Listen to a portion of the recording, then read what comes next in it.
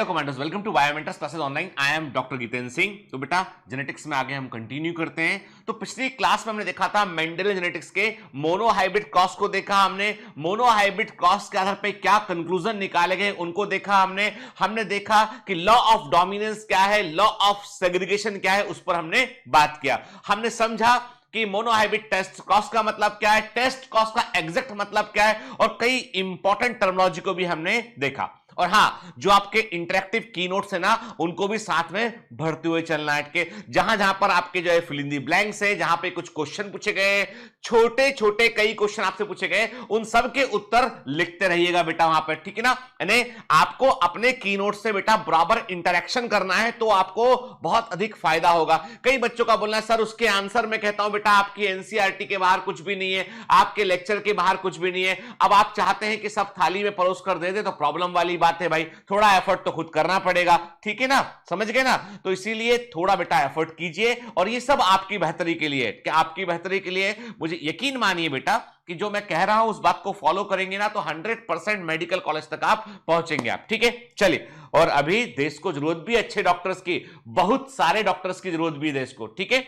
चलिए, तो principle of inheritance and variation में हम आगे बढ़ते हैं। पिछली क्लास में जहां मैंने बात खत्म की थी, मैंने कहा था कि मेंडल ने जो बताया सो बताया, मेंडल ने जो बताया सो बताया, लेकिन उसके बावजूद जो है हमारी प्रकृति में कई तरह के खेल होते हैं, कई तरह के जो है वो नए नए परम्यूटेशन कॉम्बिनेशन होते हैं। अरे बायोलॉजी कोई जो है मैथमेटिक्स थोड़ी ना है कि 1 और 1 2 ही होगा हमेशा। बायोलॉजी कुछ भी है, मतलब कुछ भी है का मतलब ये कि यहां पे नए नए संभावनाएं होती। जीवन का विज्ञान है भाई, जीवन का विज्ञान है तो जीवन तो जो है किसी भी दिशा में आगे बढ़ सकता है, वो तो अपने रास्ते खुद खोज लेता है जीवन, है ना बेटा। चलिए, तो let's see how nature can fascinate us, कैसे हमें फैसिनेट करता है। अब देखिए आप, हम अब तक ये मान रहे थे कि यदि हम, सुनिएगा बात को, मेंडल बोल रहे थे कि जीवित जीवों के पास कुछ तरह के कारक होते हैं, फैक्टर होते हैं, और मेंडल के इन फैक्टरों को हमने क्या कहा था, इन फैक्टर्स को हमने जीन कहा था। हम जानते हैं अच्छे से, ठीक है, कि मेंडल के फैक्टर आज के जीन है।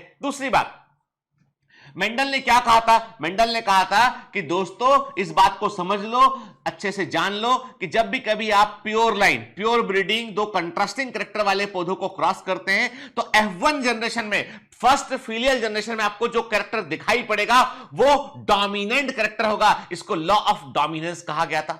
क्लियर है ना।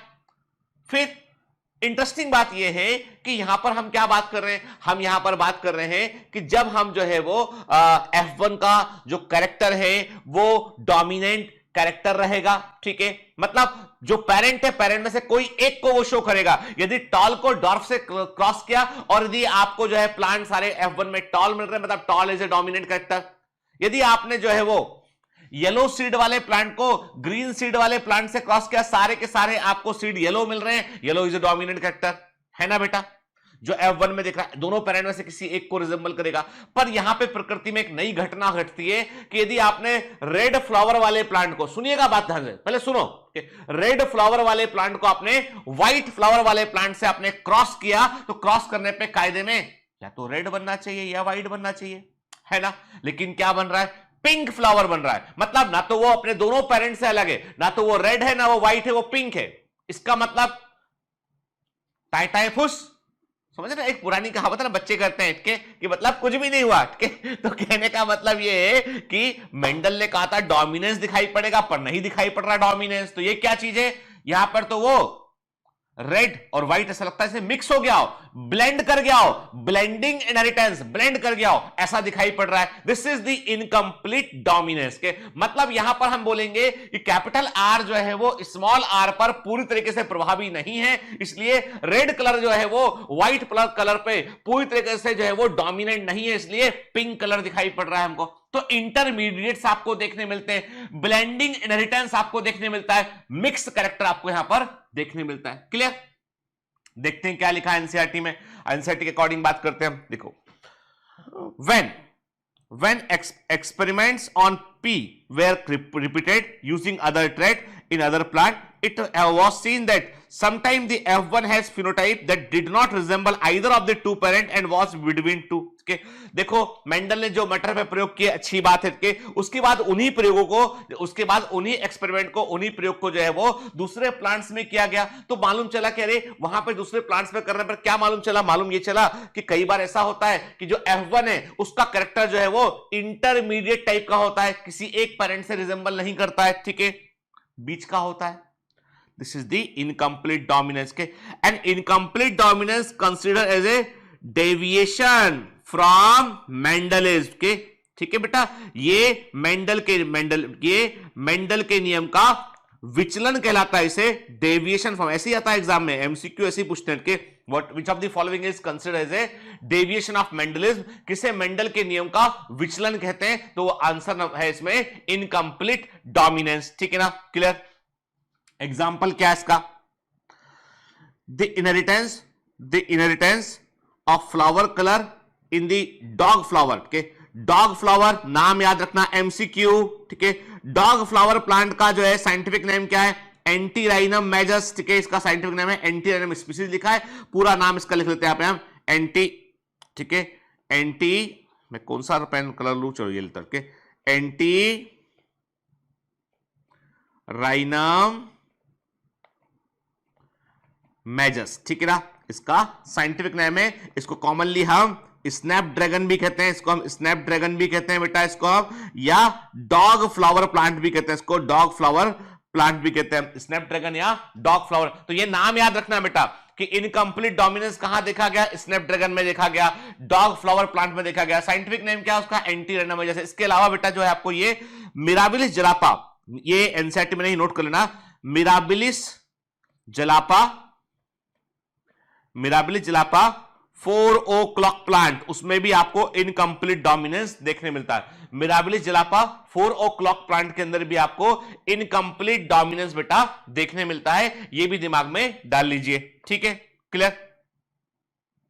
अब क्या हो रहा है, मैं देखो हम एनसीईआरटी के अकॉर्डिंग हैं, हमने क्या किया, हमने पेरेंटल जनरेशन में एक प्लांट लिया रेड फ्लावर वाला, एक लिया व्हाइट फ्लावर वाला, ठीक है ना, और हमने क्या लिखा, गेमिट बने, कैपिटल आर गेमिट बना, स्मॉल आर गेमिट बना के, F1 जनरेशन में सभी कैसे मिले हमें, पिंक मिले, सारे पिंक मिले हमें, ठीक है, ठीक, F1 जनरेशन सारे पिंक मिले, मतलब F1 जनरेशन में क्या हो रहा, ऑल पिंक, ऑल एक, मतलब सभी हेटेरो जाएगा, सभी पिंक मिले। जब F1 को सेल्फिंग किया हमने, F2 जनरेशन को तैयार किया, तो क्या हुआ, F2 जनरेशन में एक मिलेगा हमें कैपिटल आर मिलेगा जो रेड होगा, 2 कैपिटल आर स्मॉल आर मिलेंगे जो पिंक होगा, एक व्हाइट मिलेगा जो कि स्मॉल आर होगा, ठीक है। कहने का मतलब यह है कि इस इनकम्प्लीट डोमिनेंस में हमको जो जीनोटाइपिक रेशियो मिला, जो हमें जीनोटिपिक रेशियो मिला, वो क्या मिला हमें, 1 capital R, 2 capital R small R and 1 small R. ध्यान से बात सुनिएगा कि इनकम्प्लीट डोमिनेंस में जीनोटिपिक रेशियो जो मेंडल के मोनोहाइब्रिड क्रॉस में, ध्यान से बात सुनना, मैं जो बोल रहा हूं कि एग्जाम का क्वेश्चन है कि मेंडल के मोनोहाइब्रिड क्रॉस में जो हमको जीनोटिपिक रेशियो मिला था, वही जीनोटिपिक रेशियो, एग्जैक्टली वही जीनोटिपिक रेशियो हमको यहां देखने मिलेगा। मतलब there is no change incomplete dominance में और नॉर्मल मेंडल इनहेरिटेंस में जीनोटिपिक रेशियो में कोई परिवर्तन नहीं होता है। परिवर्तन कहां होता है, चेंज कहां होता है, वो होता है फिनोटिपिक रेशियो में, वो अंतर आता है फिनोटिपिक रेशियो में। अभी बताया था मैंने पिछले लेक्चर में बेटा कि जीनोटाइप जेनेटिक कंपोजिशन को रिप्रेजेंट करता है, फिनोटाइप मॉर्फोलॉजिकल एक्सप्रेशन को रिप्रेजेंट करता है। तो अब जब फिनोटिपिक रेशियो की बात आई तो एक हो गया है रेड, 2 हो गए हैं पिंक और एक हो गया है व्हाइट। इसका मतलब यह है कि नॉर्मली मेंडेलियन इनहेरिटेंस में नॉर्मली फिनोटिपिक रेशियो आता है 3:1, यहां पर आ रहा है 1:2:1 आ रहा है। क्लियर। यदि ये मेंडेलियन इनहेरिटेंस को शो करता, यदि ये कंप्लीट डोमिनेंस को शो करता तो 3 रेड होते, 1 व्हाइट होता बेटा। F2 जनरेशन में होता ना, कैपिटल आर फुली डोमिनेंट होता स्मॉल आर पे, तो क्या होता, रेड फ्लावर मिलते, पिंक ना मिलते।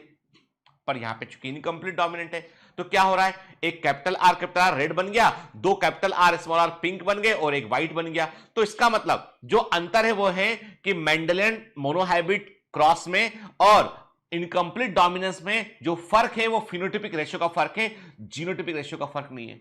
फिर कौन सा ऐसा इनहेरिटेंस है जहां पर जीनोटिपिक रेशियो जो है वही फिनोटिपिक रेशियो है, मतलब यहां पर जीनोटिपिक रेशियो क्या आया, 1:2:1 आया, और यहां पर फिनोटिपिक रेशियो भी क्या आया, 1:2:1 आया। ठीक है, क्लियर? तो इसका मतलब ये हुआ, इसका मतलब ये कि दोनों रेशियो सेम आए बेटा, दोनों रेशियो सेम आए, इसका मतलब क्या हुआ, इसका मतलब ये हुआ कि ये इनकम्प्लीट डोमिनेंस को रिप्रेजेंट कर रहा है। ठीक है ना, याद रखना चीज को आप, है ना, देखो नोट कर लो इसको।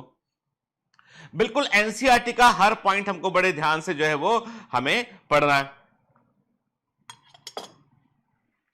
ठीक है, चलिए। Here the genotypic ratio were exactly as we would expect in any Mendelian monohybrid cross। देखो साफ साफ लिखा है यहां पे, है ना बेटा, ये एग्जाम का एमसीक्यू है, स्टेटमेंट सही है या नहीं है ये आपसे वो पूछेगा। ठीक है, फिनोटाइपिक रेशियो जो है वो 3:1 से बदल गया है और यहां पे बन के वो 1:2:1 हो गया है, क्योंकि कैपिटल आर जीन जो है वो कंप्लीटली डोमिनेंट नहीं है स्मॉल आर जीन पर। क्लियर? क्लियर बेटा एकदम? दिमाग की बत्ती गुल तो नहीं हो गई ना? पिछली क्लास में डांट पड़ी थी तो दिमाग की बत्ती गुल हो गई, ऐसा मत करना भाई। कि देखो यार, प्यार होता है ना, जहां पर प्रेम होता है वहां पर डांट भी होती है, स्नेह भी होता है, वहां पे रूठना भी हो जाता है, वहां पर मनाना भी हो जाता है। अब स्ट्रेंजर जिससे कोई वास्ता ही नहीं अपना, जिससे अपना कोई वास्ता ही नहीं, उससे क्या प्रेम, क्या रूठना, क्या मनाना उसका, है ना बेटा? ठीक है, इसलिए खुश होके पढ़ो। देखो मेरे को अब मैं आज मुझे ये रिकॉर्डिंग के डेज अलग अलग हो सकते हैं इनके, लेकिन ये जो रिकॉर्ड करा इस समय आई एम वेरी हैप्पी।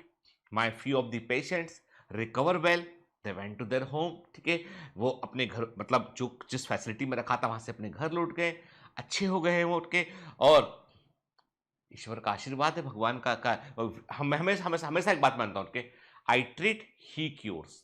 ठीक है, मैं इलाज करता हूं, वो ठीक करते हैं। कोई तो है सुपर नेचुरल पावर जो हमारी बॉडी को क्षमता देता है सब कुछ ठीक करके, इतना मानना पड़ता है ताकि आपको जो है वो ये मानना पड़ता है कि there is a God, there is a disease and that someone is between them, जो बीमारी और ईश्वर के बीच में, कि भाई हाँ भैया ऐसा है कि हम ईश्वर के माध्यम से काम कर रहे हैं उस बीमारी को दूर करने के लिए। डिवाइन प्रोफेशन है, D for doctor, D for divine. ठीक है, एंड डी फॉर डिवोशन। आज चाहिए, आज डिवोशन चाहिए, आज डिटर्मिनेशन चाहिए, ताकि आप डी फॉर डॉक्टर बन सकें और आपको डी फॉर डिवाइन प्रोफेशन को जीने का मौका मिले आपको। ठीक है, चलिए। अब लोगों का क्या है, लोग तो जो होते हैं आप कुछ भी कर लीजिए, कुछ भी बोलते हैं। ठीक, तो इसलिए अभी जो मैसेजेस चल रहे हैं डॉक्टर्स को लेके, हॉस्पिटल को लेके, कई बार मैं सुनता पढ़ता हूं तो मुझे बड़ा आश्चर्य होता है कि भाई कि लोग जो है वो ऐसा कैसे सोच सकते हैं इतने कैसे में। लेकिन है कि है, लोगों का अपने अपने ओपिनियन है, अनुभव है अपने अपने, कुछ ज्यादा बोलना ठीक नहीं इस बारे में। लेकिन मैं इतना ही बोलूंगा बेटा कि क्या होता है कि हमारा ध्यान बहुत जल्दी नेगेटिव चीजों की ओर जाता है। मैं खुद गौर करता हूं, ये ह्यूमन हैबिट है। 100 अच्छे कमेंट होंगे, एक कमेंट ऐसा होगा जो थोड़ा सा इंसल्ट अच्छा नहीं होगा, तो आपका ध्यान उस पर चला जाता है। ठीक है, somehow we should avoid that कि हम लोग जनरली कचरा साफ करते रहते हैं। ठीक है, लेकिन बात नहीं सी है कि हमको फोकस करना है अपनी पढ़ाई पे। चलो, अब आप आंसर देंगे ना आपके, अब आप समझ गए बेटा इनकम्प्लीट डोमिनेंस का, तो पूछूंगा भी आगे आगे आपसे मैं। ठीक है, अब प्रश्न उठता है कि ये डोमिनेंस की फिनोमिना काम कैसे करती है, इनकम्प्लीट डोमिनेंस क्यों हुआ यहां पर, क्या इसके पीछे का कारण था, क्या लॉजिक था इसके पीछे। अरे भाई सिंपल सी बात है कि सिंपल सी बात है कि यदि हम कहते हैं कि एक जीन जो है वो डोमिनेंट, हम कहते हैं एक जीन जो है वो डोमिनेंट जीन है। ठीक है, डोमिनेंट जीन बोले तो जो अपना एक्सप्रेशन दे रहा है, मतलब अपना कोई ना कोई इफेक्ट प्रोड्यूस कर रहा है। मतलब कोई भी जीन, ध्यान से बात सुनना, कोई भी जीन अपने आप को एक्सप्रेस करता है प्रोटीन बनाकर। ठीक है, कोई भी जीन अपने आप को एक्सप्रेस करता है प्रोटीन बनाकर, और ये प्रोटीन एंजाइम हो सकते हैं, ये प्रोटीन डायरेक्ट बनने वाला कोई केमिकल हो सकता है जो हमारी बॉडी को अफेक्ट करता है। एंड ऑलवेज ए जीन, जिसको मेंडल फैक्टर बोल रहे थे, always a gene is have a capacity, उसके पास क्षमता होती है कि वो अपने आप को एक्सप्रेस करे, अपने आप को व्यक्त करे। व्यक्त करने के लिए क्या होता है, मुझे आपको कुछ बताना है, मुझे आपसे कुछ एक्सप्रेस करना है, तो क्या करना पड़ेगा, बोलना पड़ेगा। कुछ तो कम्युनिकेट करना पड़ेगा। I should do some communication with you, तो आपको बात समझ में आएगी। नहीं बोलूंगा कैसे समझ में आएगी बात? ठीक है, कम्युनिकेट करने के माध्यम कई हो सकते हैं, पर मुझे कम्युनिकेट तो करना पड़ेगा आपसे। तो वैसे ही जो है एक जीन अपने आप को कम्युनिकेट करने के लिए प्रोटीन बनाता है, कि वो प्रोटीन बनाने के लिए होता है, and the gene express themselves by the way of the transcription and translation. Molecular basis of inheritance से पढ़ेंगे। एक जीन अपने आप को अनुलेखन और अनुवादन के जरिए जो है वो एक्सप्रेस करता है, प्रकट करता है बेटा, ठीक है ना? क्लियर? तो कहने का मतलब ये कि there is a gene, there is a product. एक जीन होगा, उसका उत्पाद होगा। तो मैंने क्या कहा आपसे? मैंने कहा डोमिनेंट जीन होगा तो उसका एक अपना प्रोडक्ट होगा, उत्पाद होगा, ठीक है? और उत्पाद होगा तो वो हमें दिखाई देगा, वो हमें दिखाई देगा। मतलब वो फिनोटाइप को रिप्रेजेंट करेगा। पहले फंडा समझ लो फिर आगे बढ़ेंगे, कि वो फिनोटाइप को रिप्रेजेंट करेगा, ठीक है ना? ठीक है, किसी का रंग यदि सांवला है, गहरा है, काला रंग है, तो भाई सिंपल सी बात है, उसके अंदर जो जीन है वो अधिक मेलानिन पिगमेंट को बना रहे हैं। कोई फेयर है, मतलब उसके जीन मेलानिन पिगमेंट को नहीं बना रहे, ना के बराबर जीन है। तो डिपेंड करता है, and the product, it all depends upon the product of जो जीन बना रहा है, उस पर डिपेंड करता है। अब मैंने क्या कहा? एक डोमिनेंट जीन के पास क्षमता होती है कि वो उतना उत्पाद बना सकता है जो एक फिनोटाइप को प्रोड्यूस करे। For example, if the flower is having red colour, मतलब उसको इतना रेड पिगमेंट बनाना होगा, इतना रेड पिगमेंट बनाना होगा कि वो रेड पिगमेंट जो है कोई एंजाइम के थ्रू बनाएगा, वो कोई तरीके से बनाएगा, इतना रेड पिगमेंट का प्रोडक्शन करना होगा कि फ्लावर रेड दिखाई पड़े, तो वो डोमिनेंट जीन है। फिर मान लो क्या हुआ, अब सुनो बात के, मान लो मैंने कहा कि ये कैपिटल आर जीन था, डोमिनेंट जीन था। इस पर क्या हुआ? इस पर जो है वो trading trading trading trading trading एक हुआ म्यूटेशन, के एक इस पर म्यूटेशन हो गया, उत्परिवर्तन हो गया। And what is the meaning of mutation? Mutation का मतलब होता है बेटा कि जेनेटिक चेंज, अनुवांशिक ढांचे में होने वाला परिवर्तन हो गया। अब ये कैपिटल आर जीन में जो है वो कुछ मैसेज, कुछ सूचना इसकी बिगड़ गई, गड़बड़ा गई व्यवस्था इसकी। अब क्या हुआ? हमने कहा जब ये जीन, जो म्यूटेशन वाला जीन है, हमने क्या कहा? हमने कहा इसके ऊपर स्टार लगा दिया, हमने कहा ये म्यूटेशन हो गया। अब जब ये अपने आप को एक्सप्रेस किया तो इससे प्रोडक्ट या तो नहीं बना, या तो नहीं बना, ठीक है, गलत प्रोडक्ट बना। जब नहीं बना तो हमको फिनोटाइप नहीं दिखाई दिया, नहीं दिखाई दिया, नहीं दिखाई दिया। हमने बोला यार ये कैपिटल आर तो किसी काम का नहीं, ये तो काम ही नहीं कर पा रहा, मतलब इसको हमने बोला कि ये हो गया रेसिव एलील, इसको नाम दिया स्मॉल आर। तो स्मॉल आर जो शुरू से प्रेजेंट नहीं था, वो जो डोमिनेंट एलील थे उनके अंदर ही म्यूटेशन, उत्परिवर्तन हुआ, उससे रेसिव एलील जो है वो प्रोड्यूस हुआ, ठीक है। अब कई बार क्या होता है? कई बार ये होता है कि कैपिटल आर जीन अपना प्रोडक्ट बनाएगा। जब ये प्रोडक्ट बनेगा तो इतना बनेगा प्रोडक्ट ये कि इससे पिगमेंट बनने लगा, ठीक है। अब मान लो दो कैपिटल आर, मैंने कहा क्या कहा? मैंने आपसे कहा कि मान लीजिए कि दो कैपिटल आर जीन प्रेजेंट हैं, तो सुनिएगा बात, दो कैपिटल आर जीन प्रेजेंट हैं, दोनों मिलकर एक्सप्रेस कर रहे हैं अपने आप को, इतना उत्पाद बना रहे हैं, इतना प्रोडक्ट बना रहे हैं कि फ्लावर दिख रहा है टेडिंग टेडिंग रेड दिख रहा है, फ्लावर रेड दिख रहा है, एकदम बढ़िया रेड फ्लावर, ठीक है। अब इनमें से यदि आपने एक कैपिटल आर जिनको आपने कहा कि भैया ये म्यूटेशन यहां पे हटा दो, आप उसको आपने कहा यहां पे आ गया स्मॉल आर, यहां पर आ गया, तो अब ये स्मॉल आर क्या है? ये तो म्यूटेशन के बाद आया हुआ है, इसके पास क्षमता ही नहीं है। अब जो अकेला कैपिटल आर है बोलता है भैया दो लोगों का काम मुझे अकेले के बस की बात नहीं है, मैं दो लोगों का काम मैं अकेला नहीं कर सकता है। तो ये कैपिटल आर एल क्या बोला कि भैया मैं प्रोडक्ट तो बनाऊंगा, लेकिन मैं जितनी मेरी कैपेसिटी उतना बनाऊंगा। उसने अपनी कैपेसिटी के अनुसार बना दिया। अब आप क्या बोल रहे हो? आप बोल रहे फ्लावर रेड क्यों नहीं है, ये पिंक क्यों है? अरे रेड को कम करोगे, रेड में व्हाइट मिलाओगे तो क्या हो जाएगा? पिंक हो जाएगा, कम एक्सप्रेशन आया उसका, तो इनकम्प्लीट डोमिनेंट बोल दिया आपने। तो ये भी वही चीज है। तो everything is depends upon the gene and their product, यानी वो जीन और वो कितना उत्पाद बना रहा है। यदि कोई एलिल डोमिनेंट एलिल है, कोई जीन यदि डोमिनेंट जीन है, इसका मतलब वो उतना उत्पाद बना देता है कि अकेला रहेगा तो भी फिनोटाइप दिखाई पड़ेगा, दो रहेंगे तो भी फिनोटाइप दिखाई पड़ेगा। आई बात समझ में? मतलब कैपिटल आर होगा तो यदि मान लो कैपिटल आर एलिल में इतनी क्षमता होती कि वो इतना पिगमेंट प्रोड्यूस करता कि फ्लावर रेड हो गया, तो दो कैपिटल आर होते हैं तो भी रेड दिखाई पड़ता, एक कैपिटल आर होता तो भी रेड दिखाई पड़ता। हमने बोल दिया डोमिनेंट एलील है। हमने क्या बोला?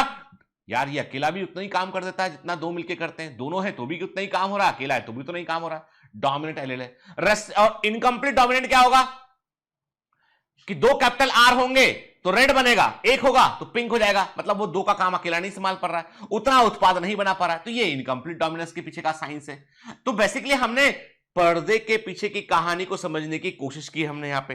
देखते हैं नाउ एनसीईआरटी क्या बोलते हैं। अब एनसीईआरटी ने इस पर्दे के पीछे की कहानी को समझाने की कोशिश की है। अरे बड़ी मजे की बात बताता हूं, चलो ये भी यहां बात निकली है तो एक अच्छी मजे की बात बताता हूं आपको मैं, ठीक है। मेरे को फोन आया अभी कुछ दिन पहले, मेरा भी एक नेटिव प्लेस है जहां पे मैं भोपाल के पास एक छोटा सा जगह है विदिशा, वहां से कुछ दूरी पे एक गांव है मेरा, ठीक है, जहां पे मैंने आपसे कहा था कि एक छोटा सा अस्पताल बनाने का चल रहा था, लेकिन कोविड पीरियड में बन नहीं पाया एक्चुअली। फाइनली कंस्ट्रक्शन का काम जहां पे स्टाफ लोग ही नहीं मिले यहाँ पे, तो आधा काम होकर रुका हुआ है। खैर, तो उस गांव से मेरे को फोन आया, मेरे जो है ताऊ जी के जो है वो लड़के हैं, उन्होंने मतलब एक है ना तो जो कजिन है, उन्होंने मुझे फोन किया। घर का नाम मेरा गोल्डी है, निकनेम। हेलो, मैंने कहा हाँ हेलो भैया, नंबर सेव था। काय गोल्टी, वो दवा चाहिए अपने? तो हमने कहा कौन सी दवा चाहिए? अरे वह राम जी वाली दवा चाहिए अपने को। हमने कहा राम जी वाली? अरे भगवान राम की दवा, वह अपने गांव की एक जो है वो जो अपनी जो लेडी है गांव में, एक महिला है, वह जो है वो बीमार पड़ी, अस्पताल में पड़ी हुई है, बाय जो है वो डॉक्टर बोल रहा है बाय राम जी की दवा लगेगी। तो मैं कहा राम जी की दवा कौन सी लगेगी भाई? कहले वह भगवान राम की दवा है, अमेरिका ने बनाई दवा वो। तो हमने कहा कौन सी दवा? बोले अरे कैसो डॉक्टर है तू, तो नहीं मालूम, भगवान राम की दवा है, भगवान राम ने बना के बनाई थी, वह भगवान राम की दवा है, वही ठीक करे मरीज है। और मेरे दिमाग चमका, मैंने कहा अच्छा रेमडेसिविर? तो हाँ जय जय तो बोल रहा था। मैंने कहा रेमडेसिविर भगवान राम ने बनाई है, तो मुझे मालूम ही नहीं था। कहते यही जय तो तुम नहीं पढ़, जय तुमको नहीं मालूम, राम देसी थे कि नहीं थे? हमने कहा देसी मतलब अपने भारत के थे नहीं थे? मैंने कहा थे। वीर थे कि नहीं थे? हमने कहा वीर भी थे। भाई भगवान राम ने रावण को मारा, वीर थे, वीर योद्धा थे, देसी भारत के थे, और राम तो राम थे ही। लगा भाई अमेरिका ने दवा बनाई, वह समझ गो कि जब दवा तभी काम करेगी जब जाकर नाम होगा राम देसी वीर। अरे मैंने कहा भाई ये कहां से ज्ञान लेके आए, प्रचंड टाइप का ज्ञान। रेम देसी वीर का नाम बदल के राम देसी वीर। मतलब मैं खुद सोचता हूं कई बार कि ये जो भारत के अंदर जो अद्भुत मस्तिष्क है, ऐसे जो ब्रेन है ना, इनको बड़ा संभाल के रखना चाहिए। ये बहुत ही क्रिएटिव लोग हैं ये, इनको जो है ना आप कहीं अच्छे काम में लगा दो, ये कंप्यूटर प्रोग्रामिंग कुछ भी कर सकते हैं ये लोग। जो रैम डेसीवीर को राम देसीवीर बना दिया, और उन्होंने उसको जो है उसका कनेक्शन कैसा स्टेब्लिश कर दिया कि भैया ये तो दवा है भगवान राम की दवा, यही ठीक कर सके। मतलब कनेक्शन, मतलब मैं तो सोच के आश्चर्य में 5 मिनट में सोचता रहा कि यार क्या ये सच तो नहीं है। लेकिन बात ये है कि चलो छोड़ो, अब लौट के आते हैं अपने मुद्दे पे। मुझे एक बड़ी फनी चीज याद आई तो मैंने कहा आपको शेयर करता हूं ये चीज। चलो अभी क्या एनसीईआरटी क्या बोलती है इस बारे में? बोलती है कि देखो भैया ऐसा है कि एक डिप्लॉयड ऑर्गेनिज्म में एक जीन की 2 कॉपी होती है, एक आपकी माताजी से आती है, एक पिताजी से आती है। के एल जीन जो है, एलील जो है वो जोड़े में पाए जाते हैं के, और ये this two allele need not to be identical, वो हमेशा एक समान नहीं होते हैं। Heterozygous condition is also possible के, तो वो कहते हैं कि वन ऑफ देम, यदि इनमें से कोई भी एक एलील जो है वो उसमें कोई परिवर्तन आता है, कोई मॉडिफिकेशन उसमें होता है, तो उसका इफेक्ट बदल जाता है, उसका इफेक्ट बदल जाता है। जैसे मैंने आपसे कहा ना, म्यूटेशन आया तो कैपिटल आर एल, पहले प्रकृति में सारे एलील डोमिनेंट एलील थे, उनको आज भी हम वाइल्ड एलील बोलते हैं। क्या बोलते हैं? वाइल्ड एलील बोलते हैं उनको, सब डोमिनेंट एलील है, उनको अभी भी हम वाइल्ड एलील बोलते हैं। तो वो उनमें म्यूटेशन होने पर ही रेसिव एलील बनता है, ठीक है ना? क्लियर? देखिए, तो वो क्या कहते हैं? वो कहते हैं कि भाई अब जो है एलील जोड़े में होते हैं तो होमोजाइगस कंडीशन हो सकती है, हेटेरोजाइगस कंडीशन हो सकती है, ठीक है बेटा? चलो ये बात तो हम अच्छे से समझते हैं, ठीक है। आगे बात करते हैं यहाँ पे हम, ठीक है, आगे बात करते हैं बेटा हम यहाँ पे। तो हम क्या देख रहे हैं कि let's make an example of gene that contain, अब देखो let's make an example of a gene that contain the information for producing an enzyme, now there are 2 copy of the gene, ठीक है। हमने एक एग्जांपल लिया, अभी हमने example लिया, हमने एक जीन लिया, हमने उसके जो हमने क्या किया, हमने उसको जो है वो जो एक एंजाइम को प्रोड्यूस करता है, ठीक है, एक जीन लिया हमने, इस जीन की 2 कॉपी है, एलेलिक फॉर्म है। Let's assume that normal allele produce the normal enzyme, normal allele normal enzyme produce करता है, और जिसको हमने क्या बोला, हमने कहा जिसकी रिक्वायरमेंट होती है एक सबस्ट्रेट एस को बदलने के लिए इसकी रिक्वायरमेंट होती है, ठीक है, ठीक है, ठीक। तो ये हमने क्या किया, हमने जो है वो ये जहां पे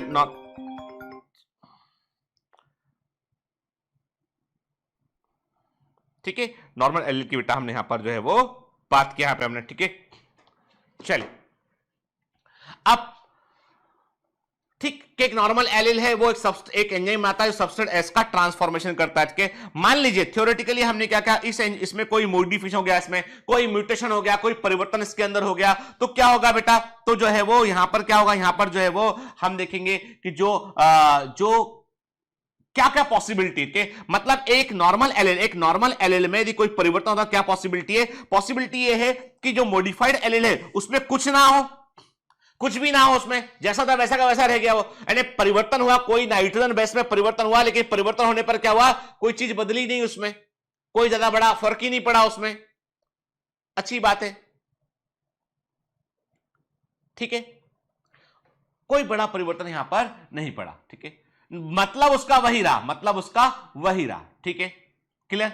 तो हमने क्या किया, नॉर्मल का नॉर्मल हो सकता है, कभी कभी क्या होता है, कभी कभी इस परिवर्तन से वो लेस इफिशिएंट हो गया, जैसा इनकंप्लीट डोमिनेंस में क्या होता है कि कैपिटल आर एलील जो है वो लेस इफिशिएंट हो जाता है, थोड़ा कम काम करता है वो, इसलिए वो अकेला इफेक्ट नहीं दे पाता है। कभी कभी वो नॉन फंक्शनल हो गया, अक्रियाशील हो गया, या उसने एंजाइम बनाना ही बंद कर दिया, उसने नॉन फंक्शनल एंजाइम को बनाया, उसने ऐसे एंजाइम को बनाया जो काम नहीं करता है, या एंजाइम ही नहीं बना पाया। तो इसका मतलब यहां पर ध्यान से बात सुन के, जब इन 2 जगह पर हम आते हैं तो यहां पर आता है कंप्लीटली रेसेसिव एलील के, रेसेसिव एलील यहां पर हमको दिखाई पड़ता है, लेस एफिशिएंट एंजाइम बना तो यहां पर इनकंप्लीट डोमिनेंस वाला एलील हमको दिखाई पड़ता है, ठीक है ना। तो ये हमने क्या देखा बेटा, ये हमने देखा क्या परिवर्तन एलील में हो सकते हैं, ठीक। In first case the modified allele is equivalent to the unmodified allele, तो it will produce the same phenotype trait, result वो क्या होगा, सेम काम करेगा ये। तो ऐसे परिवर्तन में जो है कोई भी आपको आप जो है वो अंतर नहीं कर समझ पाएंगे आप, क्योंकि आपको पता ही नहीं चलेगा कि कोई साइलेंट, इसे बोलते हैं हम, इसे टेक्निकल लैंग्वेज में हम बोलते हैं साइलेंट म्यूटेशन, कि कोई फर्क नहीं पड़ा, ठीक है। फिर but if the allele produce non functional enzyme produce करेगा, नो एंजाइम प्रोड्यूस करेगा, तो फिनोटाइप जो है वो बदला जाएगा, तब फिनोटाइप में परिवर्तन हमको देखने मिलेगा, तब फिनोटाइप में परिवर्तन देखने मिलेगा, क्योंकि कारण क्या होगा बेटा। हे, माफ कीजिए बीच में डिस्टर्ब करने के लिए। तो कैसा लगा आपको ये लेक्चर?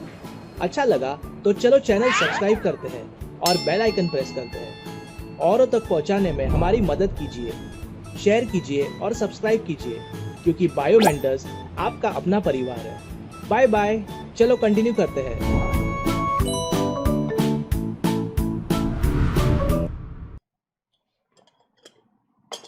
कारण ये होगा कि वो जीन अपने आप को एक्सप्रेस नहीं कर पा रहा है, तो एक पर्टिकुलर रिएक्शन वहां पर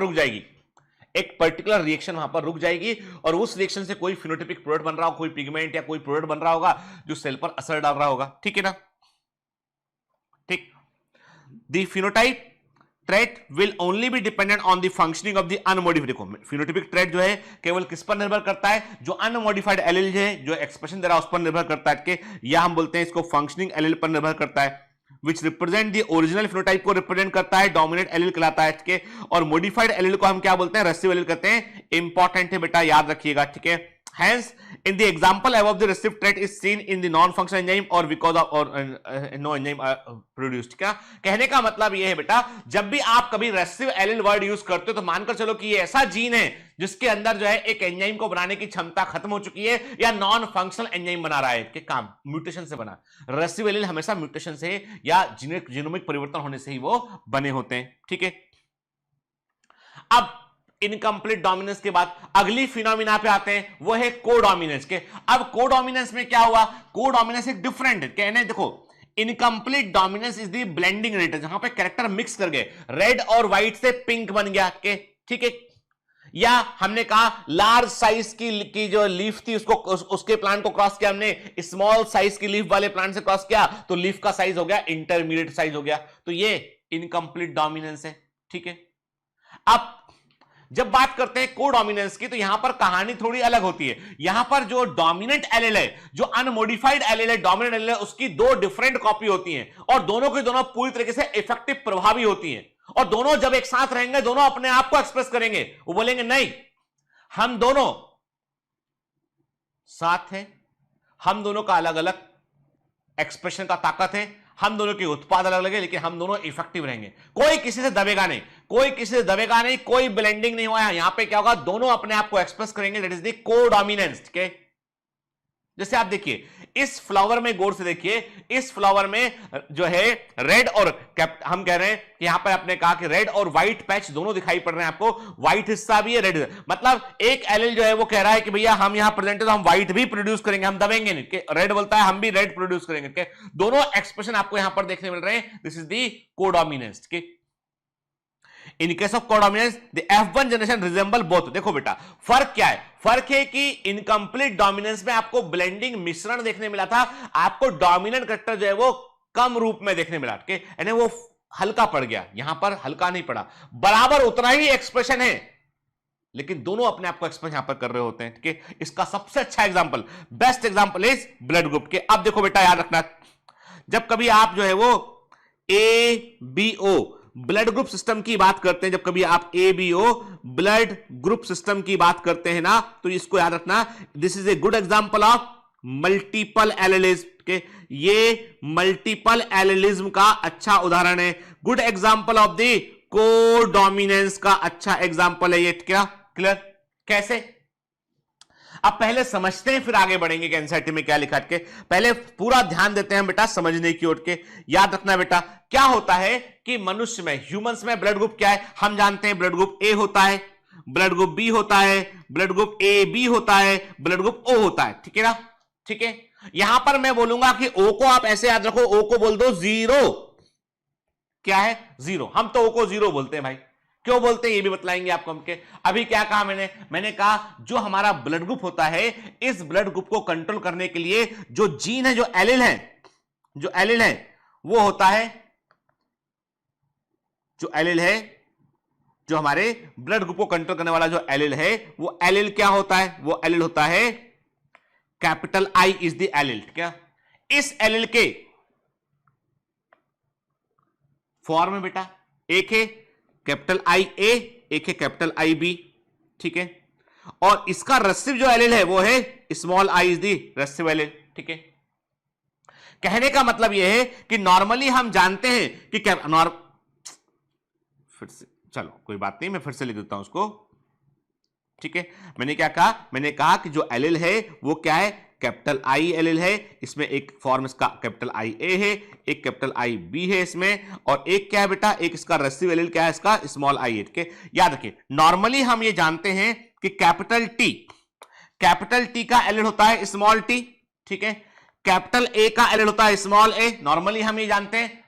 यहां पर क्या है? हम जानते हैं नॉर्मली कि एक जीन होता है और उसका एक एलील होता है, एक जीन होता है उसका एक एलील होता है। लेकिन यहां पे क्या बोल रहे हैं? एक जीन है उसके एलील है। कैपिटल IA एक एलील हो गया, कैपिटल IB दूसरा एलील हो गया, स्मॉल i तीसरा एलील हो गया। मतलब मोर देन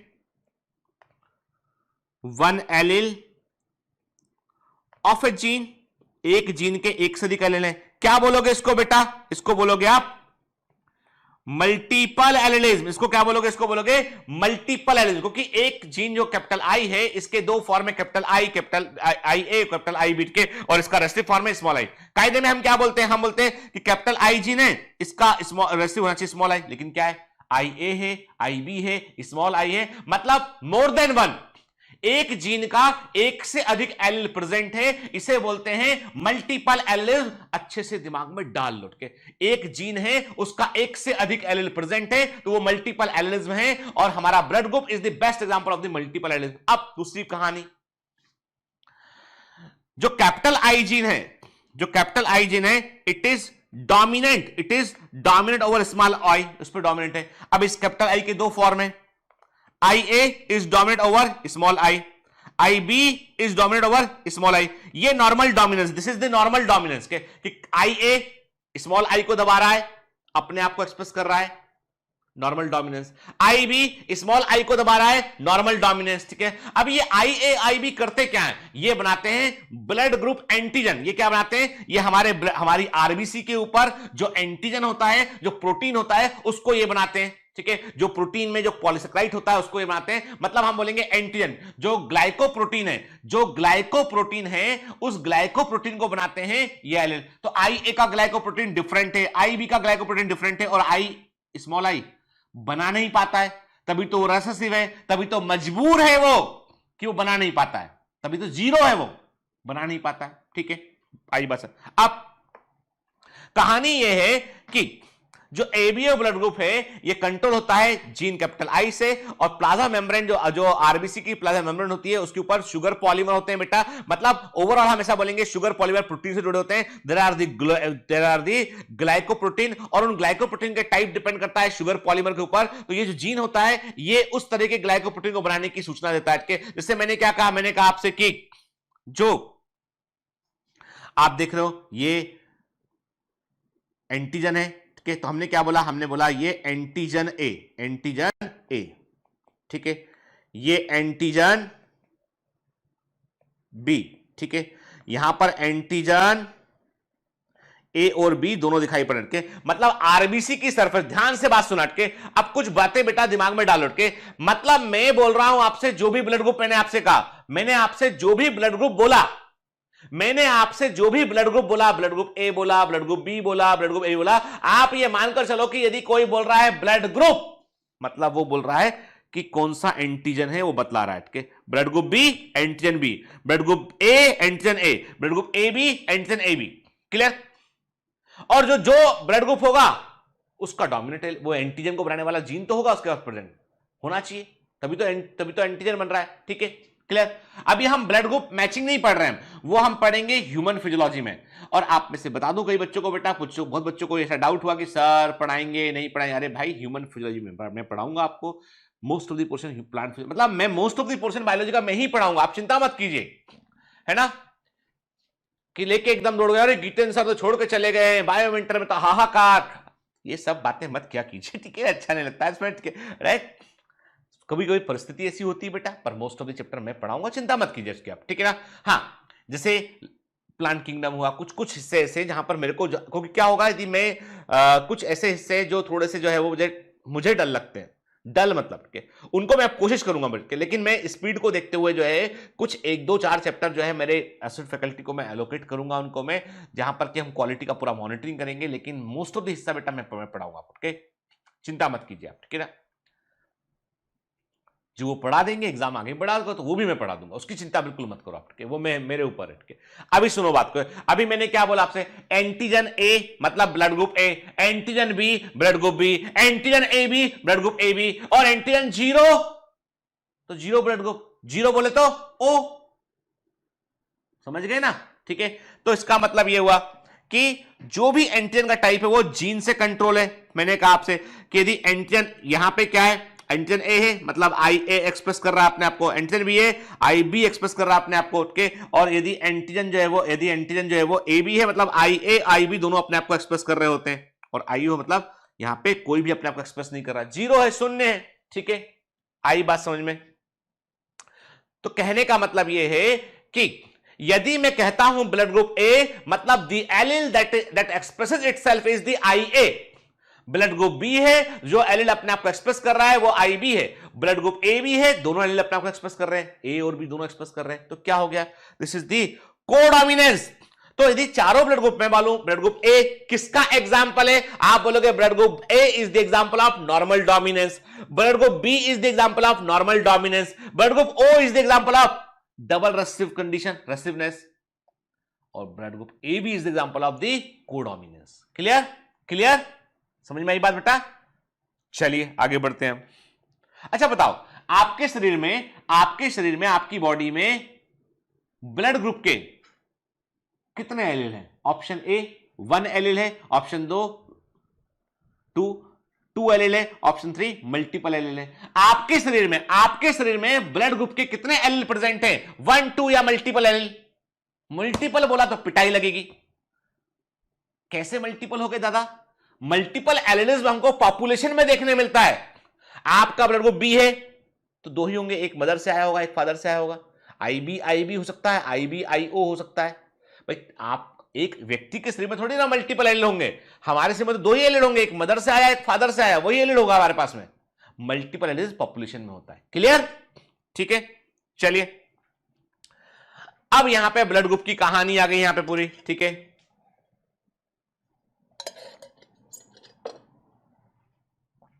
ब्लड ग्रुप ए है तो एंटीजन ए है, और ये एंटीजन ए आरबीसी की सरफेस पर होता है। ब्लड ग्रुप बी है तो एंटीजन बी है, आरबीसी की सरफेस पर है। ब्लड ग्रुप ए बी है तो एंटीजन ए और बी दोनों प्रेजेंट है यहां पे, और ओ है तो कोई भी प्रेजेंट नहीं यहां पे। ठीक है, याद रखना ब्लड ग्रुप की फिजियोलॉजी में याद रखना है कि जो भी एंटीजन पाया जाता है उसका अपोजिट एंटीबॉडी प्लाज्मा में होता है। यदि मान लो ब्लड ग्रुप ए है तो एंटीजन ए है, यदि ए वाला एंटीबॉडी प्लाज्मा में होगा तो वो एंटीबॉडी एंटीजन रिएक्शन हो जाएगा और ब्लड क्लम्प कर जाएगा, खराब हो जाएगा।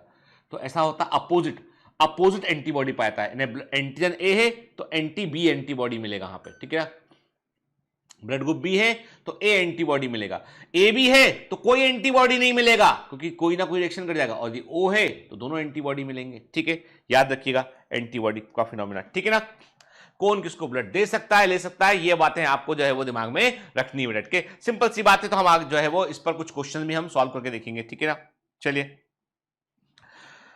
जीन के जो एलिल है वो है IA-IB और I के। तो IA-IB जो है वो एक दूसरे से डिफरेंट शुगर प्रोड्यूस करते हैं, जबकि स्मॉल आई शुगर प्रोड्यूस नहीं करता है। ह्यूमंस डिप्लॉयड ऑर्गेनिज्म होते हैं, हर एक व्यक्ति में केवल दो ही एलिल होंगे, इन तीनों में से कोई दो एलिल हो सकते हैं प्रेजेंट यहाँ पे के।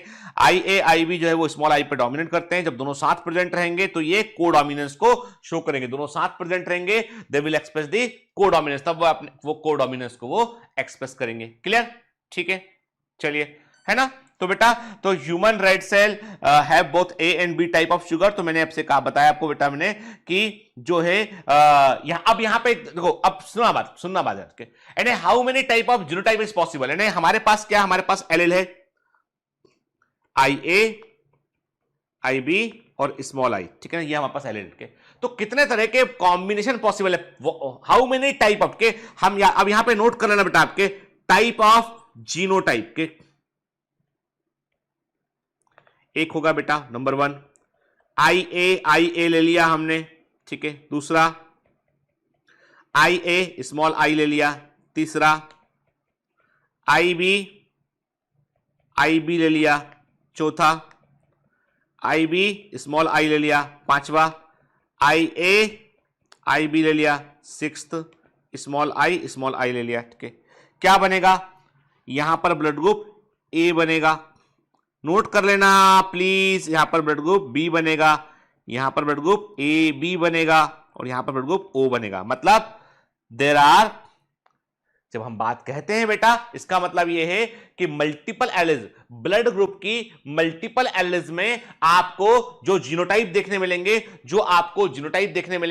वो होंगे 6 प्रकार के जीनोटाइप आपको देखने मिलेंगे, और जो फिनोटाइप देखने मिलेंगे वो होंगे 4, 1 2 3 4, 4 तरह का फिनोटाइप देखने मिलेगा, 6 तरह का आपको जो है वो जीनोटाइप देखने मिलेगा। क्लियर? ठीक है, तो ये जेनेटिक्स के बेसिक फंडे बेटा एकदम दिमाग में रखना इनको आपके, और इस पर आधारित हम क्वेश्चंस को बेटा सॉल्व करके भी देख लेंगे। ठीक है, तो मैं आपको कुछ जो है वो एमसीक्यू प्रैक्टिस में कुछ आपको मैं ब्लड ग्रुपिंग वाले क्वेश्चन भी करा दूंगा आपको, जिससे कि आपको उन्हें करने में आसानी हो जाए, समझ जाए आप उसको। ठीक है, क्लियर? तो देखो ये मैंने आपके what are the permutation combination क्या बन सकता है उसको यहां पर हमने बनाकर बेटा देख लिया यहां पे मैंने। ठीक है ना, चलिए आई बात समझ हमको। ठीक, अब जब हम डोमिनेंस रिलेटेड इवेंट्स की बात करते हैं तो एक बड़ा अच्छा एग्जांपल भी यहां पे निकल के सामने आता है, और वो ऐसा एग्जांपल है जहां पर आप मल्टीपल एलिल नहीं देख रहे हैं, आप वहां पे ऐसी घटना देख रहे हैं आप कि एक ही एलिल एक से अधिक इंप्रेशन दे रहा है वो। अब ये घटना क्या है, अब ध्यान सुनो, एकदम अटेंटिव होकर सुनो, क्योंकि बेटा मैं बिल्कुल 100% एनसीईआरटी पर ही फोकस कर रहा हूं मैं, पूरा आंसर के। और मैंने कहा ना आपसे, मैंने प्रॉमिस किया आपसे बेटा, आप में से कई बच्चों ने जो है पिछली क्लास में बोला सर 650 प्लस कैसे होगा, आप हिम्मत ना हारो बेटा। एक योद्धा जो होता है ना, वो कठिन परिस्थिति में जो है अपने आप को हमेशा तैयार रखता है, वो कभी अपने हथियार नहीं डालता है। 1 मिनट में यदि आप नेगेटिव सोच पर आप आ जाते हैं तो आप मेरे सच्चे कमांडो नहीं हो सकते। मेरे कमांडो जो है वो एकदम प्रतिभा, अलग तरह के मिट्टी के बने हो, साधारण मिट्टी से बने नहीं हो, वो साधारण नहीं है, पके हुए घड़े के समान है, पानी भरने पर जो है वो टूटता नहीं है, गलता नहीं है, कच्चा घड़ा नहीं है वो। तुम्हें क्या लगता है बेटा जिंदगी इतनी आसान है? कैसे हम हर समय हम सुविधा ढूंढते रहेंगे तो हमको सब कुछ मिल जाएगा? हमको सीखना पड़ेगा, परिस्थितियों के अनुसार अपने आप को मोल्ड करना सीखना पड़ेगा। हमें सीखना पड़ेगा कि विषम परिस्थितियों में हम कैसे अपने आप को और निखार सकते हैं, कैसे आगे बढ़ सकते हैं। आप सब टैलेंट से भरे हुए पैकेट्स हैं आपके। ये बात अलग है, किसी के पैकेट का एक हिस्सा जो है वो टूटा हुआ है तो वो बाहर टैलेंट निकल रहा है। कैसे निकल रहा है? वो एक हाथ छोड़ के साइकिल चला रहा है अपने गांव के अंदर, उसी में खुश है वो, ठीक है, दिन भर यही करता है। दूसरा एक दुनिया भर में घूमकर तमाम तरह के किस्से कहानी रचकर के तमाम मोहल्ले के चक्कर काट कर झूठी सच्ची कहानियां बना के अपने दोस्तों को सुना के परेशान चल रहा है। टैलेंटेड तो वो भी है, और एक पढ़ रहा है, ब्रह्मी आंवला केस तेल लगा के चपटी कंघी करके पढ़ रहा है बैठ के। उसे मालूम है कि जो आज ब्रह्मी आंवला केस तेल लगा के चपटी कंघी करके पढ़ने बैठा हूं ना, आज मुझे कोई मोहल्ले पड़ोस में पूछता भी नहीं है। यही है, यही मोहल्ला एक दिन आपके आने पर का इंतजार करेगा कि आप कब आएंगे गांव, इंतजार करेगा आपसे। आपको पहला निमंत्रण कार्ड आपको मिलेगा। Then you can afford the best possible hair gel in the available in the world. You can afford best possible facilities. Brahmi amla case तेल दोबारा जिंदगी में नहीं आएगा लौट के वो, ठीक है? लौट के आएगा बेहतरीन वाला हेयर जेल। मैं ये नहीं बोल रहा हूं कि हेयर जेल के लिए काम कर रहा आदमी, मैं ये बोल रहा हूं कि आप दुनिया की हर लग्जरी को आप अवेल कर पाएंगे। आप आज पैदल चलते हैं, चप्पल भी घिस जाती है, जूता भी खराब हो जाता है, लेकिन चलते हैं, बस काम करते हैं, जुनून है, फोकस है अपने काम पर। एक दिन वो भी आएगा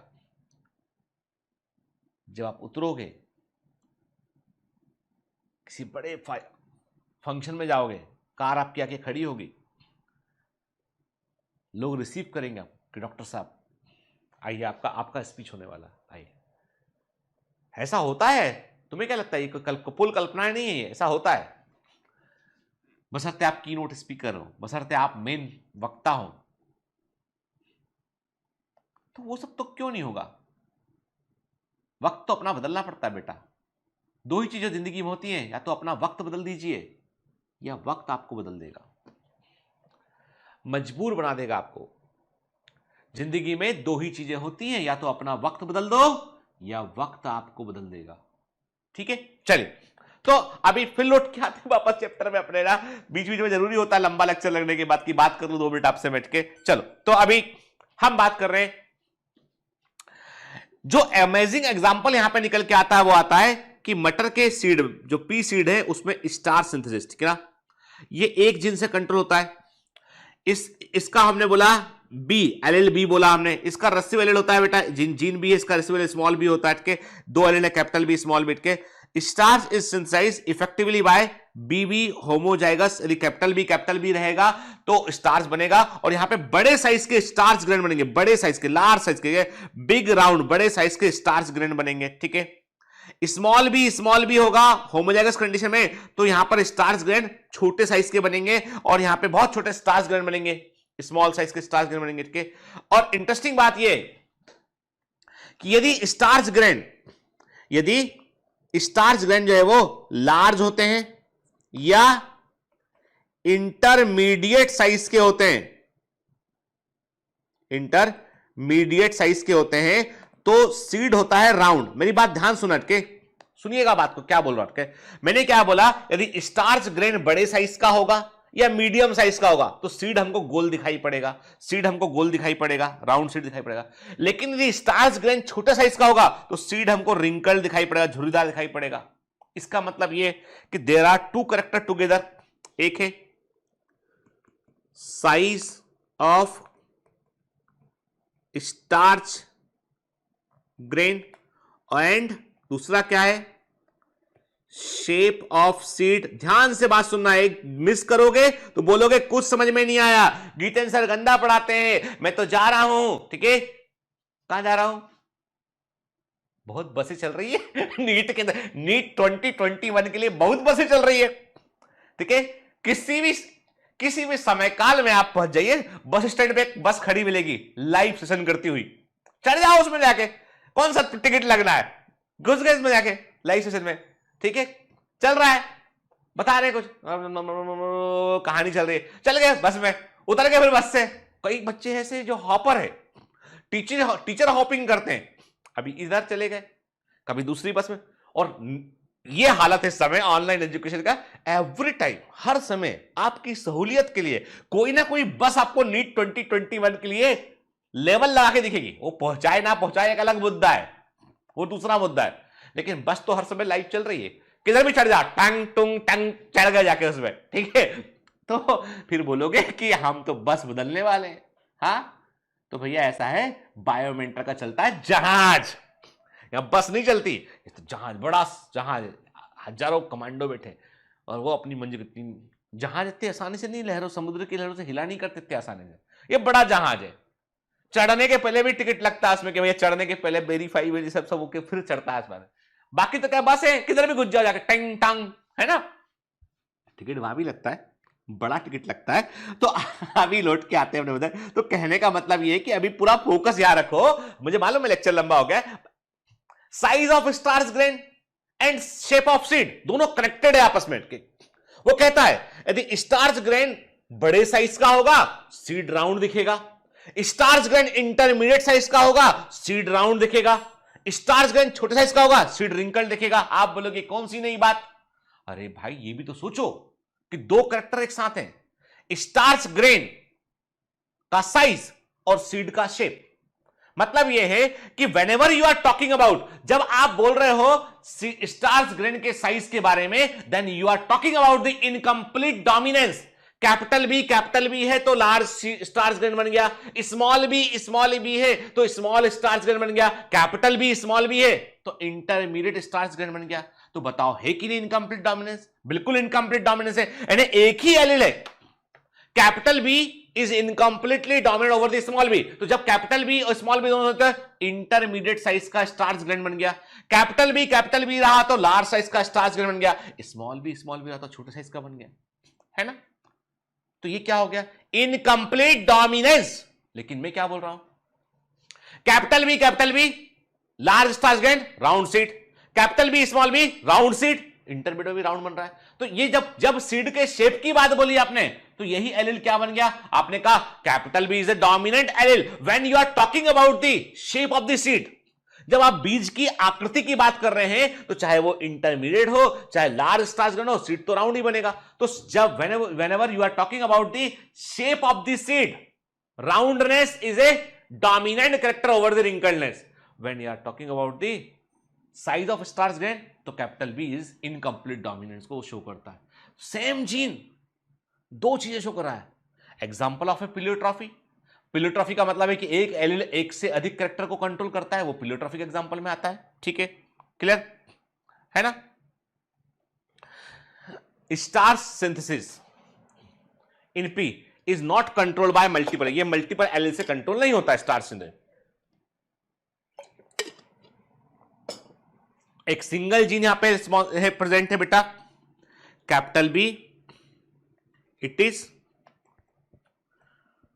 डोमिनेंट, लिख लेना dominant for seed shape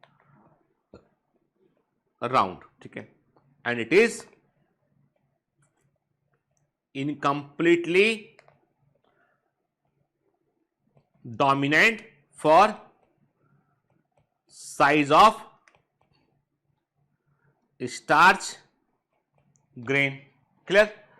size of starch grain के लिए इनकम्प्लीटली डोमिनेंट होता है बेटा, ये है ना, याद रहेगा। तो इसका मतलब ये दो कैरेक्टर कंट्रोल करता है, प्लेयोट्रॉफी का एग्जांपल है। प्लेयोट्रॉफी मतलब जब एक जीन एक से अधिक कैरेक्टर कंट्रोल करता है, उसका एग्जांपल हो गया ये, ठीक है ना, क्लियर। तो इसका मतलब साइज ऑफ ग्रेन की बात करेंगे, स्टार्च ग्रेन की, तो उसके लिए ये इनकम्प्लीट डोमिनेंस शो कर रहा है। जब आप सीड के शेप की बात करेंगे, उसके लिए डोमिनेंस को ये शो कर रहा होता है। क्लियर? ठीक है, देख लीजिए आप, है ना, एनसीईआरटी के अकॉर्डिंग ये बात कर रहे हैं बेटा, है ना। फुल स्टार शेप राउंड दिखाई पड़ेगा, स्मॉल स्टार लेस स्टार से स्मॉल भी इसमें क्रॉस किया आपने यहाँ पे, तो क्या मिला, एक जो है फुल स्टार्च ग्रेन वाला सेट लार्ज साइज का मिला आपको, के फिर इंटरमीडिएट मिले दो आपको, और एक मिला आपको लो स्टार्च। मतलब ये इनकम्प्लीट डोमिनेंस को ये शो कर रहा होता है बेटा, ठीक है ना, क्लियर है ना। तो कैपिटल बी सीट राउंड होते हैं, स्मॉल बी इसमें रिंकल्ड होते हैं बेटा, ठीक है ना। तो जब आप जो है वो राउंड सीट की बात करते हैं, कैपिटल बी जो है वो डोमिनेंट एलील के समान दिखाई पड़ता है आपको। जब स्टार्च ग्रेन की बात करते हैं तो ये आपको क्या होता है, ये आपको इनकम्प्लीट डोमिनेंस को ये शो करता दिखाई पड़ता है। तो ये हमने बना लिया, शुरू में ही लिख लिया हमने शुरू में इस चीज को बेटा नोट डाउन कर लिया, है ना, ठीक है। आई बात समझ में, आया बेटा समझ में, ठीक है। चलिए आगे बढ़ते हैं, क्या लिखा है, dominance is not an autonomous feature of a gene और the product that it has information for. देखो बेटा सिंपल सी बात है, डोमिनेंस कोई ऑटोनोमस फीचर नहीं होता है, it depends upon the product. मैंने आपको शुरू में ही कहा था, प्रोडक्ट ऑफ द एलिल के, जो भी एलिल है उसके प्रोडक्ट के ऊपर डिपेंड करता है, कितना बनता है इस पर भी निर्भर करता है उसके। It depends as much as of the gene product and the production of a particular phenotype from this product. क्या, ठीक है। तो ये प्रोडक्ट के अमाउंट पर निर्भर करता है। यदि देखिए प्रोडक्ट जो है वो एक एलील से जो बन रहा है वो सफिशिएंट है और उससे एक्सप्रेशन आ सकता है कैरेक्टर का, तो डोमिनेंट एलील कहलाएगा। वो इनसफिशिएंट है तो इनकम्प्लीट डोमिनेंस को शो करेगा, ठीक है। नहीं बना पा रहा प्रोडक्ट तो वो रेसिव हो जाएगा। और के दोनों डोमिनेंट एलील जो है वो दोनों अपने अपने प्रोडक्ट को बनाएंगे और दोनों प्रोडक्ट दिखाई पड़, दोनों का एक्सप्रेशन दिखाई पड़ेगा, तो वो कोडोमिनेंस हो जाएगा, ठीक है। देखिए आप, है ना, तो ये सभी फिनोमिना जो है वो केवल इस बात पर निर्भर करती है कि जो एलील है वो कितना प्रोडक्ट बना पाता है, कितना एक्सप्रेशन अपना दे पाता है। नहीं दे पा रहा है रेसिव के, पूरा दे पा रहा है डोमिनेंट के, इंटरमीडिएट दे पा रहा है इनकम्प्लीट डोमिनेंस के, और एलील जो है वो दोनों अलग अलग प्रकार से अपना प्रोडक्ट दे पा रहे हैं, एक्सप्रेस कर पा रहे हैं, कोडोमिनेंस, ठीक है। देन बात करेंगे बेटा हम नेक्स्ट क्लास में, क्या अभी नहीं, हम नेक्स्ट क्लास में बात करेंगे। आज लेक्चर लंबा हो गया, पहला वाला लेक्चर, दूसरा लेक्चर, तो हम नेक्स्ट क्लास में बात करेंगे हम बेटा जो है वो इनहेरिटेंस ऑफ टू जीन्स के डायहाइब्रिड क्रॉस के बारे में बात करेंगे। इनकम्प्लीट जो है प्रिंसिपल ऑफ जो है वो हम इंडिपेंडेंट असॉर्टमेंट को समझेंगे, हम डायहाइब्रिड क्रॉस को देखेंगे, हम क्रोमोसोमल थ्योरी ऑफ इनहेरिटेंस को देखेंगे, लिंकेज को, क्रॉसिंग ओवर को देखेंगे। जेनेटिक्स में आपके लेक्चर जो है वो नंबर, चूंकि डेज मेरे पास एलोकेटेड डेज मेरे पास 2 ही हैं, तो इसलिए नंबर ऑफ लेक्चर्स को यहाँ पे जो है वो बढ़ा दिया गया है पे, ताकि आपको हम पूरा, देखो बेटा हम कहीं पे भी क्वालिटी पे कोई कंप्रोमाइज करना नहीं चाहते हैं, इसलिए हम आपको थोड़ा सा एक्स्ट्रा परेशान कर सकते हैं। कई बच्चों ने कहा है सर हमें सेल्फ स्टडी का टाइम नहीं मिल पा रहा है लेक्चर ज्यादा होने के कारण। मैं कहता हूं एमसीक्यू के लेक्चर देखना आपकी चॉइस पर निर्भर है। आपको एमसीक्यू लेक्चर देखना है कॉन्सेप्ट को और क्लियर करने के लिए, तो देखिए आप। अदरवाइज यदि आप डीपीपी लगाकर आपको क्वेश्चन बन रहे हैं, आप अपना एमसीक्यू खुद लगा सकते हैं, तो अवॉइड कर दीजिए एमसीक्यू लेक्चर को, अवॉइड कर दीजिए, ठीक है। यदि आपको लगता है कि आपको 25 एमसीक्यू मैडम या सर या जो बता रहे हैं और या मैं बता रहा हूं तो उन 25 एमसीक्यू, हाँ जेनेटिक्स के यदि एमसीक्यू लेता हूं मैं प्रॉब्लम के, तो वो जरूर देख लेना एक बार, ठीक है। तो आप most of the MCQ classes को आप देखने के बाद आप अवॉइड कर सकते हैं उन क्लासेस को बेटा, क्योंकि आपको यदि खुद बन रहे हैं क्वेश्चन, खुद एमसीक्यू लगा पा रहे हैं थ्योरी देखने के बाद, तो मत कीजिए क्लास, ठीक है ना, ठीक। वो आपके लिए फैसिलिटी के लिए, MCQ classes are for your facility, आपके कॉन्सेप्ट को और क्लियर करने के लिए। जो मेन क्लास है वो थ्योरी क्लासेस चल रही है, ठीक है ना, उसी में कॉन्सेप्ट को हम डिस्कस कर रहे हैं, ठीक है बेटा। तो पढ़ते रहिए, मेहनत करते रहिए, ऑल द बेस्ट।